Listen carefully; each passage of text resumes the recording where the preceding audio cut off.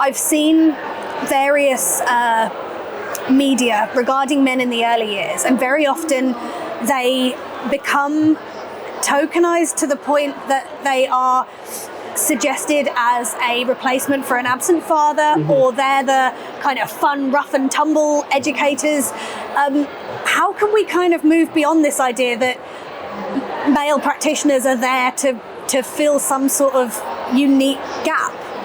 Yeah, I think it's about seeing the value of what different practitioners bring, and I think that's where the gender diversity comes in, and it's about what you bring to the table rather than necessarily that you're a man or woman, and trying to stay away from that perception of, well, the men do PE, the men do sport, the men come in for forest school, that's when you do it. One of our settings gets football coaches in, and it's brilliant, but that's the only time that the children see men playing with the children, because that particular setting doesn't have any male staff, and it's a great role model for them. But then the flip side balancing of that is, are you just actually then perpetuating those stereotypes that you've already got, because that's how children perceive men as being the people who are there, like you say, the rough and tumble, the sport, the running around, all that kind of thing.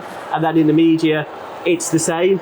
A lot of media stories and things are like you'll see them with a photo of a man playing with a child, but that doesn't necessarily share the journey of a man and what it's like to be in early years. And I think, like, personally, as a man in early years, I think we've got the men that are involved in it have got to take some responsibility, and then we've got to try and find a way to get to have those conversations with people, with teenagers, with people at university, with college students who've not thought about early years, who've thought about education potentially, but haven't thought about early years, about why it's so important.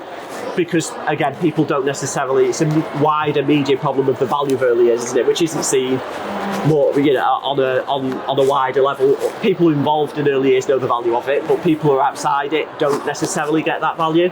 I think it's really interesting because we've seen a renewed focus on the early years with the Royal Foundation focusing on early childhood with charities like Pregnant Then Screwed, and then Ofsted's recent focus on the first 5 years. Do you think that could help? I think it could help, but I think it's got to be channeled in the right way. I think we've got to stop just continually doing new reports and just doing, we're going to do new research, we're going to get new data, when there's enough data out there already to show that no difference has been made. And I think it's one of those exercises where we're just kicking the can down the road to get more evidence that tells us the same thing. We'll recommend the same actions, but then nothing's ever done with it. And it's really easy to get stuck in that cycle, Government being cyclical complain to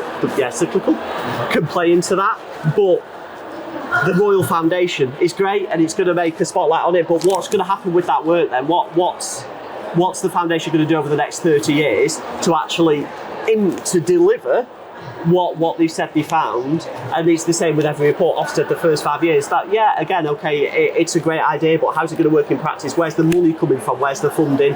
Who is going to do that? Whose responsibility is that?